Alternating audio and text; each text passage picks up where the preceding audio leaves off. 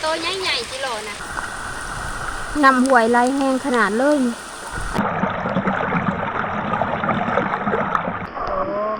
สองโตเลยเบิ้งตัวใหญ่บ่ตัวใหญ่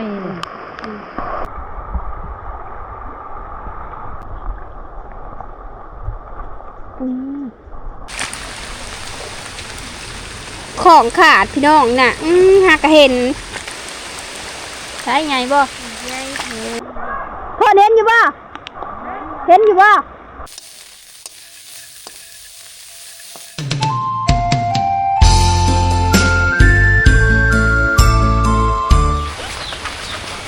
สบายดีพี่น้องยินดีต้อนรับเข้าสู่ช่องสาวโซฟาเด้อ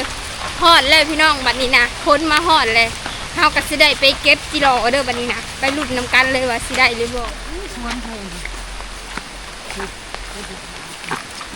เก็บได้ทั้งพูนนะโหได้หลายเลยเนาะ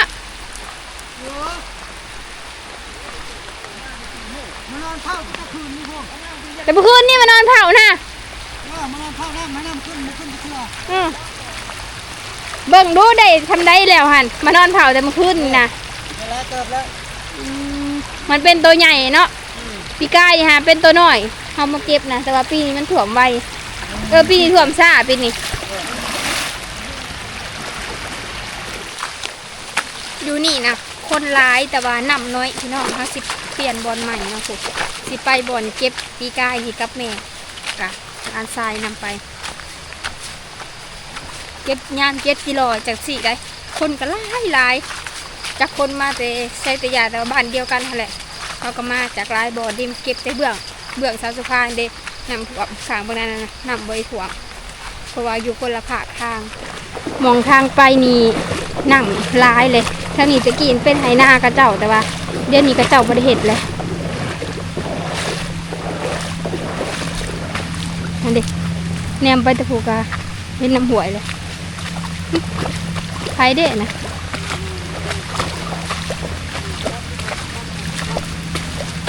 ฮะนั่นดิกระเจ้าเก็บแล้ว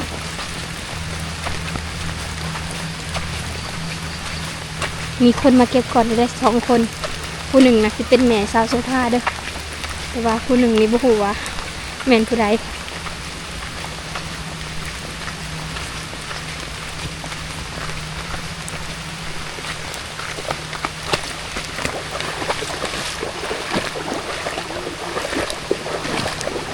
ได้บ่โอ้ห้ากระถ่วมในเดียวเนาะ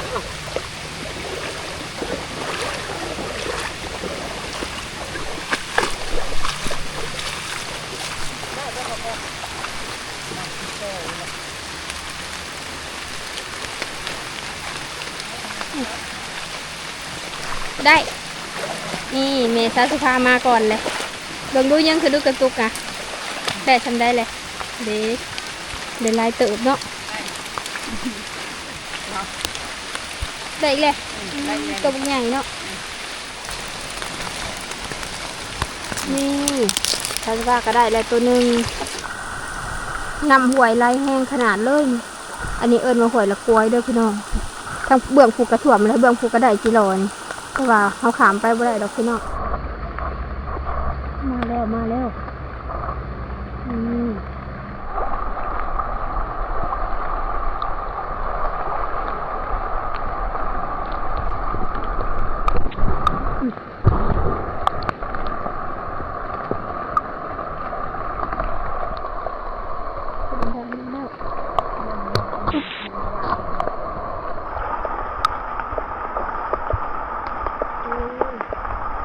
พี่น้องมา7 กิโลนำถ่วมกันเด้อ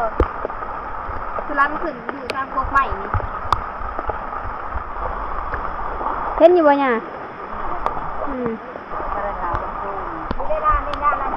ใช่เห็นดีเลยแม่เอากดเดี๋ยวจะทำหน่อยได้ได้แล้วนะ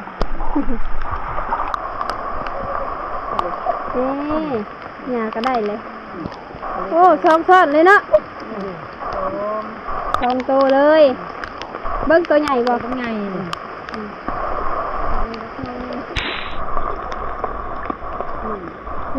ตัวใหญ่เนาะเก็บนี่ตัวนี้อ๋อมันดีตัวนี้นะมันดีตัวพี่ได้คันโบแมนคันเข้าเบิดคันเนมันก็ไปบ่ทันมันเอาไว้แล้วตัวหนึ่งนี่เอาตัวนี้ก่อนแม่ตัวนี้ก่อน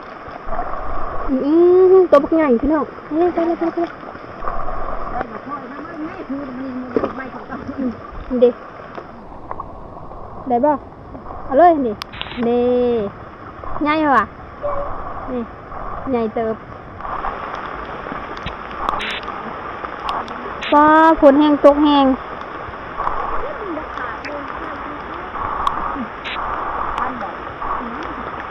เก็บนี่ก็ต้องชำนาญได้นี่วิทย์ปนีก็แม่นตะพังหวยโลดนี่พี่น้องเขาต้องใส่ความระมัดระวังแล้วก็สิ้นเคยกับบอนนี่เด้อแปลว่าเขาเคยมาเขารู้นะว่าบองได้ตะพังหวยนำไหลแห้งเนี่ยเร็วบกมันกระปบขึ้นมาเทิงสิ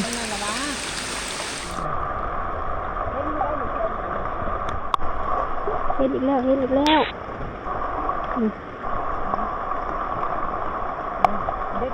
ตบใหญ่เอาเลยโอ้คือจะเทิงคุณเนาะเดี๋ยวตกเลยยาวเลยใช่บ่ได้ซ้ำ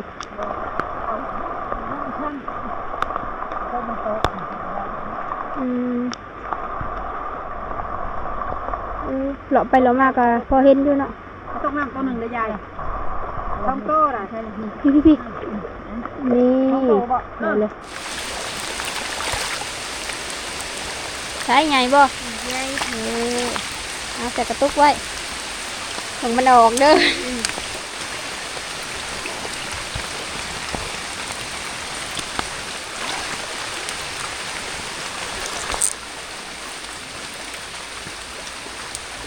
ปีนี้โตใหญ่จิโลนะ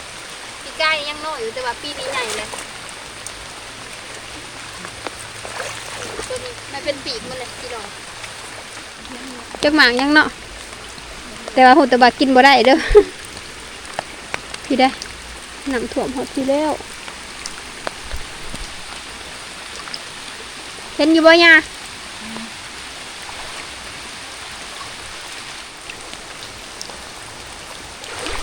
ดอกอันนี้เลยเห็นเขาเจ้าอันเอาไปหนึ่งแช่เข่าแล้วเข่ามันเป็นซีอิ๊ดอันด้วยพี่น้องใช่ทั้งนาเคาะทั้งนาขึ้นไป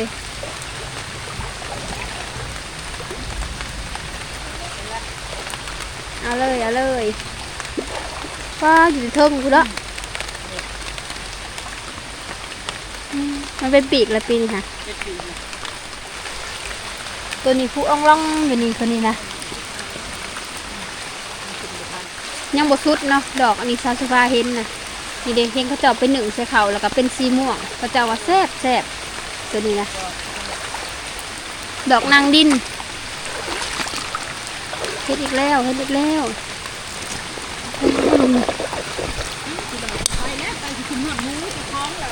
ใช่กิโลออกมันออกเมื่อจะเอาไปตองกันเอานี่หูคลองขาดโอ้ยนี่หูขึ้นเห็นบ่โอ้มันเหี่ยมันเลยบ่จักนี่ค่ะมันออกกระเสือเลยมันออกเองทั้งเก็บแน่ทั้งไปแน่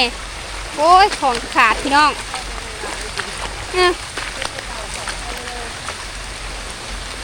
แม่มันออกบนระเบิดจิโร่ซาสภานี่นะของขาดพี่น้องน่ะหากเห็นพูดไปพูดเรื่องไหนพูดไปพูดเรื่องนี่ไปเลย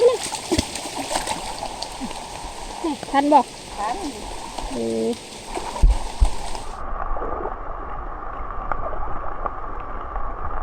ตาเสียดายพี่น้องเก็บจิโร่บักลายนึงเพื่อเพราะว่าของขาดจิโร่ยังน้อยเดียวกันพ่นเสาตกนี่ก็คือจบเลยนะหนำมันก็ลงเลยคนตกอีกกับใครเนี่ยพี่น้องพอแดนจิโร่ตื่มกันนะจิโร่ได้บอล10 ตัวมันออกของขาดคือซีเมนต์เมไข่นี่นะตุ้ย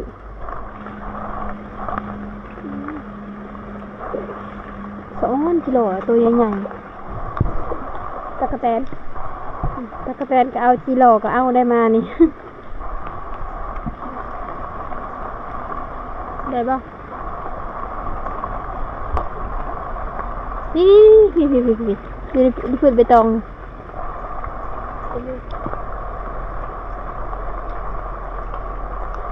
ดิมันไปไวได้กิโลนะมาล่ะกิโลบ่ดิหากระลงมาหรือว่าไปพุ่นก่อนแหละหากระลงมาดีๆเลยดีๆเบิ่งเอานี่ไฟมันดังนี่ได้สมาชิกร้ายเลยนี่ฮะซอยกันเก็บหลายเลยวันน่ะของขาดเก็บไปเก็บมาโอ้ยจังแม่นบ่เฒ่าเลยผูกเก็บอยู่ผูกนั่นดูทำได้จะลงเด้อเบิ่ง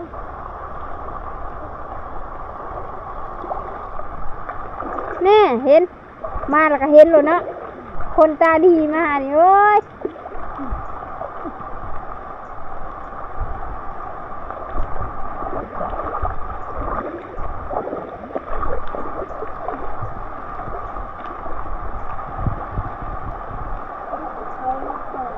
มันลงเลยนะย่านอยู่คนอยากหยุดเด้เฮ้มาก็มาเดี๋ยวนี้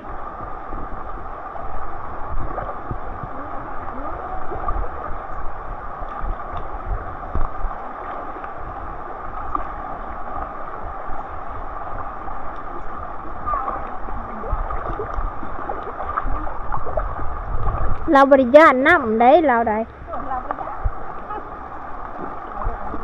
ยันยังนะกูมึงจะปลิกตัวนี้ก็รอดโปรขึ้นปลิกตัวนี้ก็รอดโปรขึ้นพุ่งนะโปรพุ่งเลยเห็นมั้ยเราบ้าข้าก็ได้กินเอา2 โตก็รอมาแต่เช้าพุ่งคุณมีคนมาอีกเลยได้บ่อยู่ผู้ห่า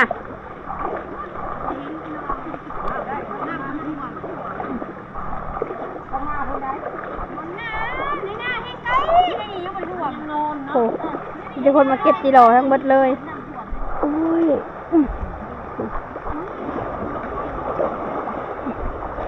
ตอนนี้เริ่มสวยแล้วคนก็เริ่มมาหลายเลยได้น้ำวันนี้นะแห้ง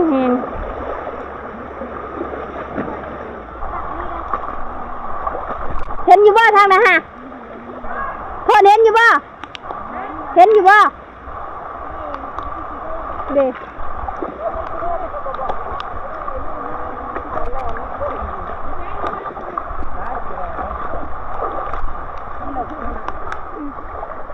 เก็บไปเก็บมากะรู้สึกว่าฝนกระโหยลงพี่น้องคนก็มาหลายบัดนี้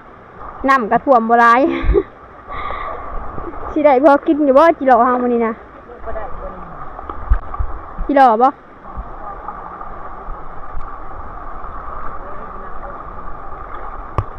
ตกลงมาทิ้งแห้งใช่เนาะโอ้ยบัดนี้จิโร่ก็เริ่มเห็นแน่บ่เห็นแน่เลยได้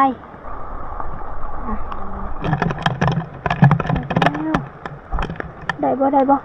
แน่ขันพ้นเสาตกนี้แล้วเลยได้กิโลเฮานะบ่ได้เลยได้เสียดายโตเก็บที่ผ่านมากับปะนั่น ของก็ไม่ขายพี่น้องจะเป็นผักเป็นคนก็เริ่มมาหลายเลยพี่ท่านบ่ได้พี่น้อง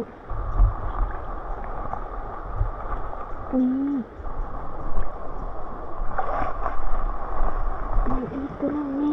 ปอตุยขนาดเลยตัวอีกตัวหนึ่ง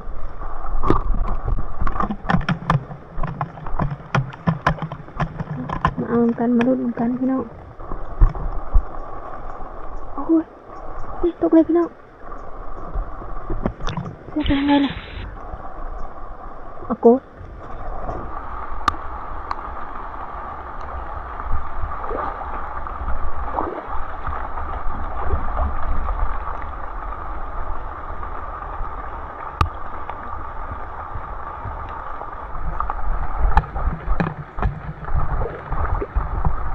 เห็นบ่ทางนั้น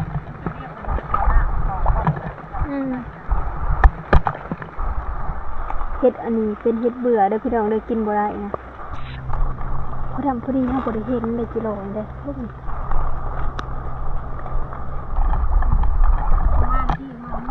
เฮ้ยกูไปกูนั่นน่ะไม่เห็นละหยาของกูเกียบ บ่ เจ้านั่งคือผมได้ไง ไปเบิ่งบ่ แล้วบอกเบิ้ลบนตะของอ่ะ บ่ว้าวอันใดกะ อย่าไปเทิงตะของโอ้ เบิ่งใครเบิ่งดุ บ่ได้นะ เบิ่งใครเบิ่งได้เท่าใดแหละ ก็หอยนี่มันเป็นเมือกดูดิฮะ ผู้เอาฮอดอันอิหยัง ป้อม กระป๋อมก็เอา บ่หานี่ลายดิใส่ดิ ใช่หยาเด้ ไปโต คนเช่าแล้วเบิ่งกิโลก็ได้ มันเล่นได้แต่ของ เห็นแต่ของกิโลน้อยอยู่เทิง ก็ให้ก็เราก็ได้เลยบริหารคิดโต ได้อยู่บ่ทางนี้นะ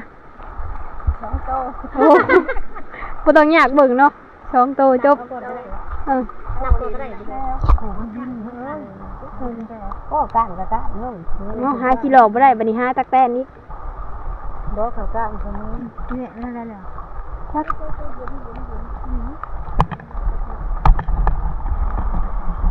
กิโลบ่อยากได้เลยตักกะแตนก็เอาได้บัดนี้กิโลเริ่มหมดแล้ว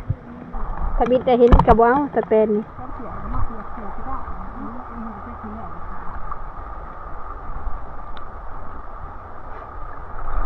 ไม่สิได้กินกิโลย้อนอยู่บ่มื้อนี้แต่ว่าโดนๆเห็นเทื่อหนึงแท้นี่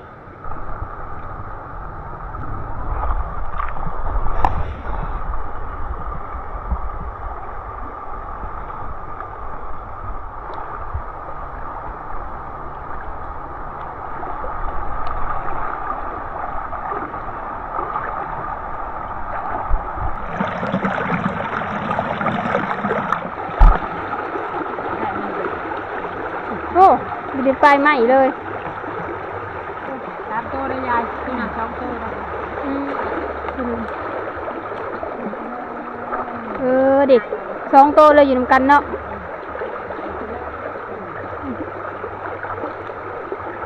โหอยู่ที่ปลายใหม่พุ่นแล้วเนี่ยโอ้ยเสือย่างกะคักอะลีเสือย่างขาดแขนอยู่ในก็มีอีกแม่โอ้โหพี่น้องหากะสิมาเห็นอีกบอนนี่ได้นี่ค่ะมันเริ่มหายไปแล้วจิหลอกกันนะนี่เด้เห็นบ่แม่ค่ะไปเลยเดี๋ยวบ่เลยเบิ่งเอาตัวนี้ก่อนอุ๊บเอาแม่เดี๋ยวไปเลยเดี๋ยวอันนี้ลงทันแหละบ่ไม่ต้องเขาแหละเห็นบ่เอาแล้วจังเห็นเลยฮะ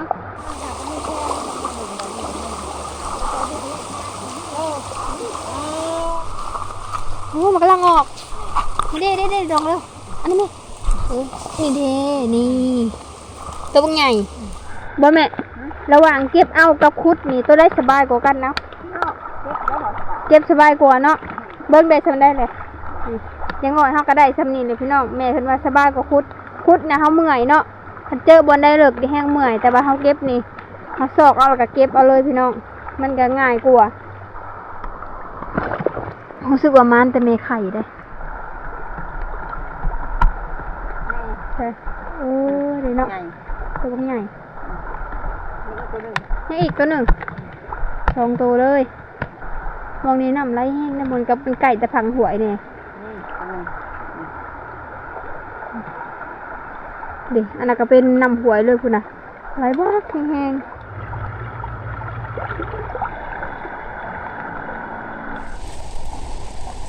ผู้ขึ้นก็ขึ้นน้ำแล้วก็มีได้โอ้ปีนี้พ้นกับเศร้าพี่น้องนะน้ำก็บุพอจะได้ซ้ำปีไก่ตีน้ำท่วมหลายปีนี้นะหน่อยเดียวเขาเอื่อยเมื่อก่อนเลย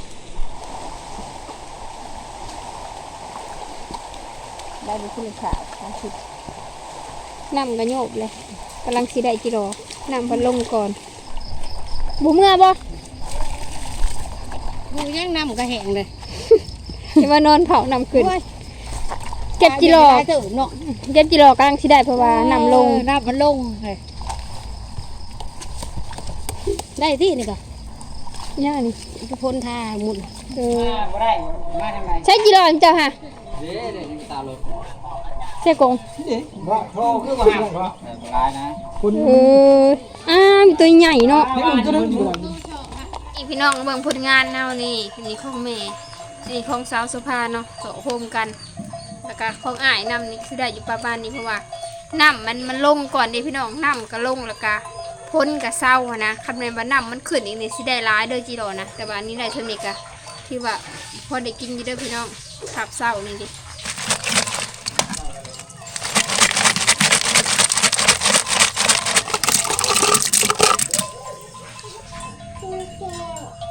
เพื่อนชาวสุภากระถ่วมในพี่น้องเอ้ย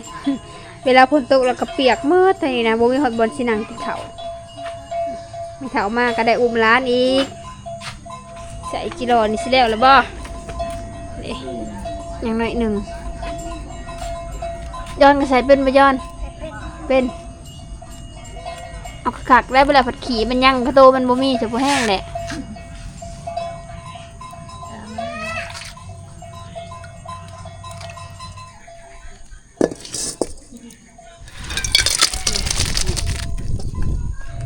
เอาสิใช้น้ำอยู่น้อยหนึ่งเดือกว่ากิโลแล้วบัดนี้ก็มาใส่เกลือเป็นนัวใส่เป็นนัวก่อนใส่ร้ายแสบร้ายก็หมดงามครบแล้วเต็มไปเลยฝนตกหมดงามขึ้นเพื่อนชาวสุภา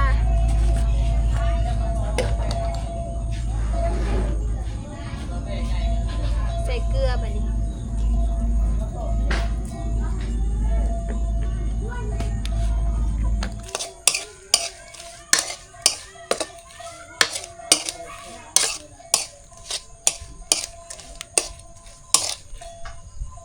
ก่อนจะไปเก็บกิโลสาวสุภากับปั่นเขาเลยพี่น้องแต่ว่าอันนี้นะรู้สึกอยากเขาอีกเลย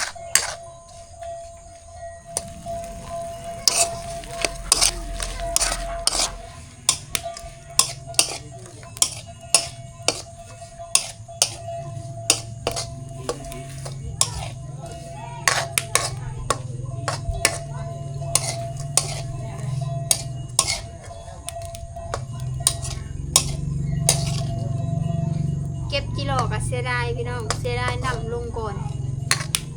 ให้แม่ว่าน้ำยังบ่ลงนะพอได้กิโลนะแต่ว่าน้ำลงไว้ปีกายนี่เขาเก็บน้ำมันปีกายนี่นะครับเก็บนะน้ำมันนั้นหลายเด้เขาก็เลยได้หลายปีนี้นะน้ำน้อยเดียวแล้วก็ลงไว้อีกพี่น้องก็เลยได้กิโล30เห็นนี่แหละ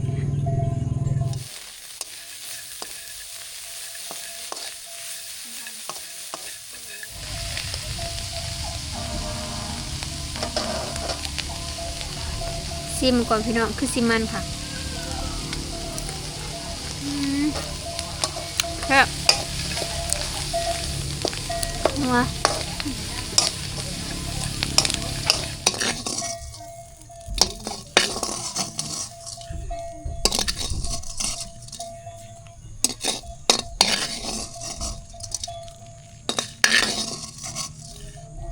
มาเด้อพี่น้องมากินขวดกิโลกันเด้อเร็วนี่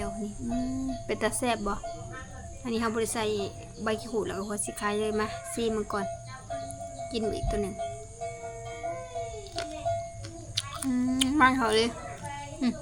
น้ำมันเนี่ยมันจีหล่อละไปใส่น้ำมันเลยครับไม่ยังก็ไม่ขนุนเนาะอันนี้ไม่ขนุนพี่น้อง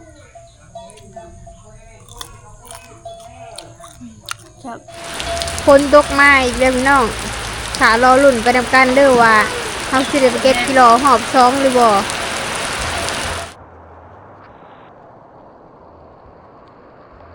กิโลปีนี้ก็คือใหญ่เติบแล้วพี่น้องมันป่งปีกมาเลยเนาะถือตัวตุ้ยกับตุ้ยเขามาขวกินน้ำมันผักแซ่บพี่น้องแซ่บเองมันกับมันเนาะราคาสำหรับหาอยู่หากินมันนี่ก็คือเทนแหละกับพอดีแล้วไปขาบเพียงมาวันนี้ยังขาบแรงในวันนี้ถามมารุ่นน้ำกันพี่น้องว่าคือจะไปเก็บกิโลบ่แต่ว่าคันพ้นตกแห้งสำนีประมาณ1 ชั่วโมงนี่เขาอาจจะได้ไปเก็บอีกกิโลนะถามมารุ่นน้ำกันเนาะแล้วพอขอบใจที่ทุกคนเด้อที่ติดตามเลยครับชมคลิปสาวโซภาพี่น้องเพื่อสนับสนุนและให้กำลังใจชาวโซภาก็คือบอกกดถามโฆษณาในวิดีโอของสาวโซภาเด้อพี่น้องเด้อเพราะว่าถ้าพี่น้องกดเบิ่งวิดีโอ กดเบิ่งโฆษณาเนาะในวิดีโอกับสตุบากะสิได้อันรายได้จากในหันเลยพี่น้องถ้าว่าพี่น้องกดขามสตุบาคือบ่ได้ก็ฝากกดก็ฝากพี่น้องเบิ่งโฆษณาในวิดีโอของสาวสบายในเด้อสำหรับวิดีโอนี้ก็จบเพียงเท่านี้ก็พี่น้องพอกันใหม่วิดีโอหน้าบ๊ายบาย